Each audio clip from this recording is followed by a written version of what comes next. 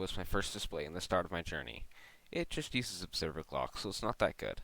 But it was the start of everything for me, and yeah, it uses 6 clocks the for one row and 2 clocks, like 2 observers in the clock for the other. Um, and it uses dropper lines here, which basically shuffle items one across each time, and this thing is activated over here, and then you can input an item over here. Then that'll, as it shuffles across, it turns on the clocks. Alright, this was my second display. This one was a little bit better. I realized the clocks weren't working, so I went to entities. I know, not that good either. It's also going to lag. But it uses the same kind of idea. Dropper line, not observers, comparators this time, going into pistons, which push them up, which pushes up the armor stands into the tripwires. This one can only be built up to 24 high because of tripwire lengths maximums and such. This is a hybrid between number 4 and number 1. It uses observer clocks for every second pixel, and it's only 2 observers getting clocked there. And then it uses redstone blocks and sticky pistons.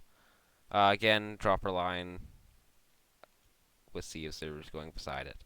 Alright, this one uses just the redstone blocks and blocks in front of them, so there's no quasi. The ones with observers have a sticky piston with a redstone block in front of this one, because that way this piston stays powered when it's supposed to be. Because when an item goes into this dropper, this comparator turns on. Sticky piston spits out its block, and then when the comparator has its item leave, the sticky piston brings its block back, so that this one is no longer extended. If this one's extended, this flying machine can't push it back. Same deal for these ones. If the comparator's on, this piston's extended, so this flying machine won't push it back when it pushes back the lamps. Pretty simple, straightforward. This one uses wallstone and powdered snow. It doesn't need a flying machine or any clocks or anything. Basically what happens is when this wall gets pushed across, it updates every wall in its row, which shifts all the items up by 1. Down here, you can just input the items in. You could have a input method that does it automatically, like using items in a shulker. I've done that before, just didn't for this because I don't really have much space around here. This one is wallstone number 4. Again, same method as number 4 for the front, and same method as the powder snow for the back.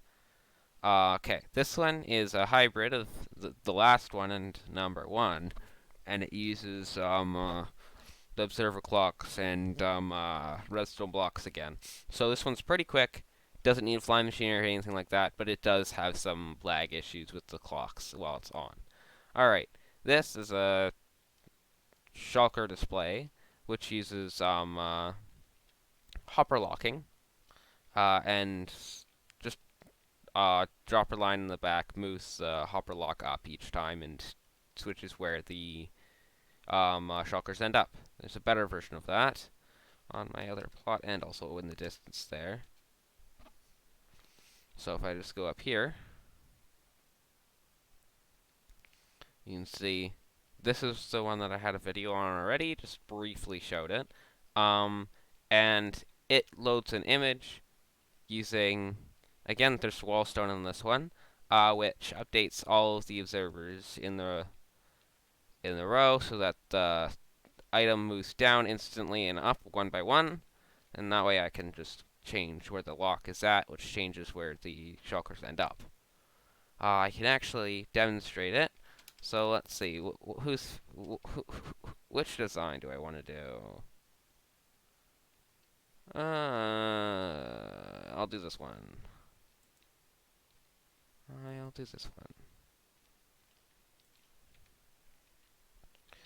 You could also, the way these chests were made in the first place is you build the image out of concrete powder back here, and it loads it using this sorter, going into these droppers, which goes into this hopper array, which goes into these chests, whichever one is unlocked. Anyway, back to this. No, I'm not standing where I want to be standing. Alright. Clipboard's been copied. Okay, now I just need to do this for a bit. till that redstone dust reaches the top. Thanks to powered on, redstone dust is at the top. Let's do this. Top lamp should turn on. There. Now I can start the clock, and that'll get loaded in. Aside from that, I think I explained everything on how this works. Well, yeah, you just select which one you want to read back here, and it should line up with whichever lever you flicked at the front to fill the chest. It can fill them up pretty quickly because of the fact that the hoppers that go across this way cancel the hoppers that go across that way, and so there's no difference between which item. Like, every single shulker has the same delay getting entered into the display, which keeps things so that I can load the concrete powder at a quicker rate. I think I actually have a demo one over here, maybe. Just for the top part. I'm not sure, though. No, I don't. Okay. I thought maybe for a second I did. But that was just me figuring things out. Or a while back. I could do it on the other one. Anyway. I think the image is probably loaded by now. No, just a bit longer. Yeah. Duty calls.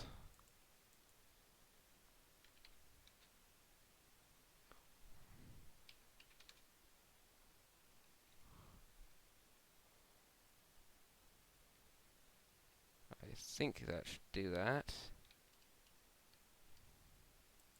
Yeah, all the things have been loaded now. Hopefully my leaving didn't mess things up. But duty called, so I had to go. Alright, and yeah, this flying machine just gets activated using wallstones, so they all power at the same time. And it goes across, breaks the shulkers, and since the shulkers are there to begin with, no shulkers get spit out.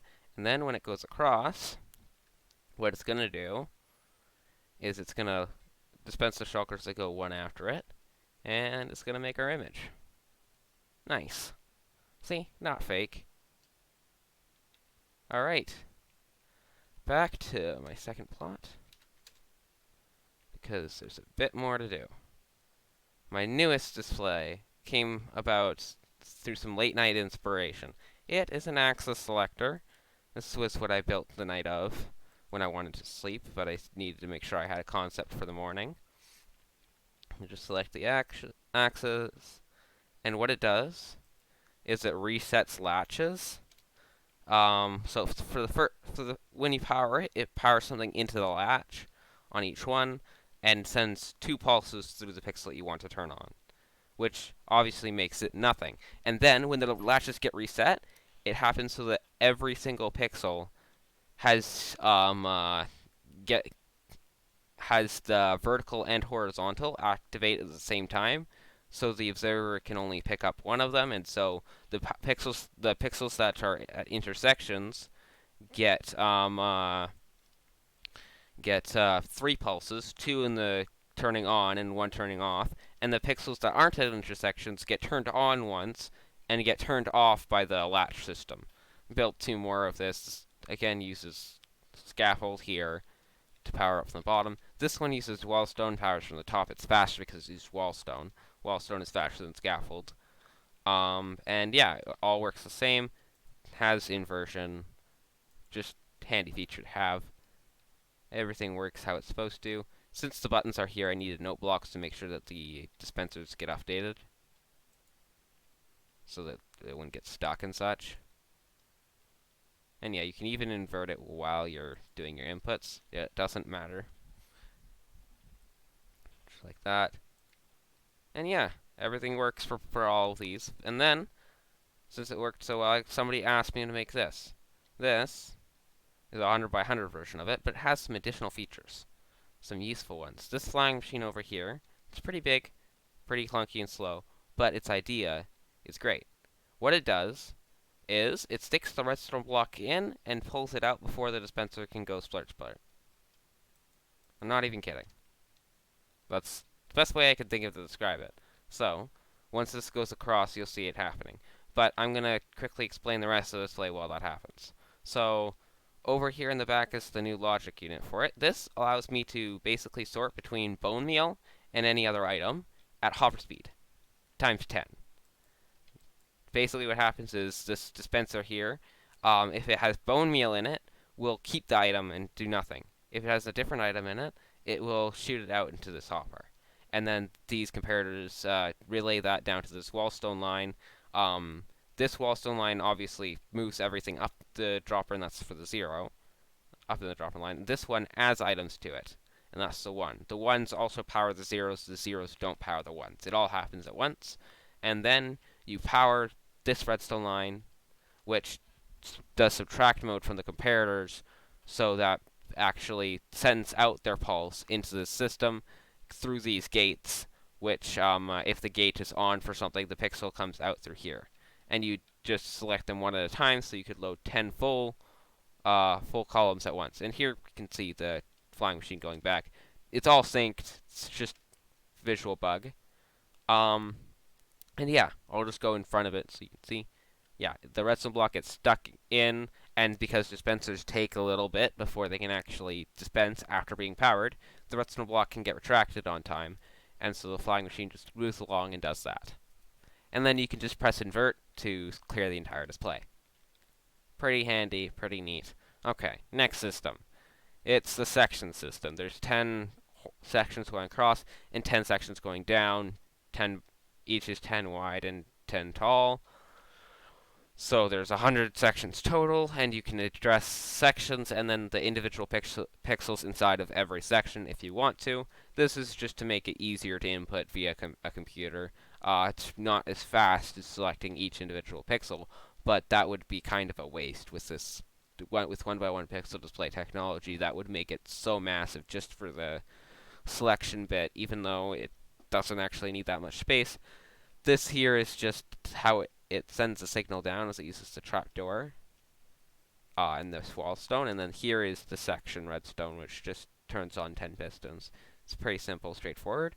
Flying machine's finished, so I'm going to quickly invert the display just to show that working. And yeah, I think that's it for this one. There's one more thing I have to show you after I invert this, but it's going to take some time. So let's just invert the display. And yeah, that's just going to clear the entire display pretty quickly. TPS doesn't take that much of a hit when it's doing that either, because I didn't go with the fastest variant. I just used rail lines going back here, so we're powering like 10 at once, so it's not too bad. And for the inversion process alone, I also slowed it down using just regular observer line going down instead of a wallstone line, so they don't all power at once. For everything else, it all happens at once because it has to. Anyway, that's this one. So now, for my last thing, if you stuck around this long, it's a real treat. I did all of this. Or rather, I made this display in survival. It's display number 4. If you couldn't recognize it, with some slight modifications, built in survival Minecraft. It's got this part over here is the shulker reading part. It's got a sorter that deals with 30 items because I stack my bits. If it's got a bunch of 1s next to each other, they get stacked. If it's got a bunch of 0s next to each other, they get stacked. But I want it to be able to read the shulkers and then re-input them back how they were, so I need to use different items each time. Anyway, so this system here just sweeps concrete powder down to this reading function down here, which figures out which concrete powder it was, black or white, and then makes the shulker for me, and then I end up with shulkers that look like this. Basically how it works is every time the input changes, these dropper lines get switched. Like the dropper line below here gets switched, which block is up, which changes which item is getting inputted into the thing. It's pretty simple, but it works. This is a flying machine that just clears the display, and yeah. This is my mega project, I guess you could say.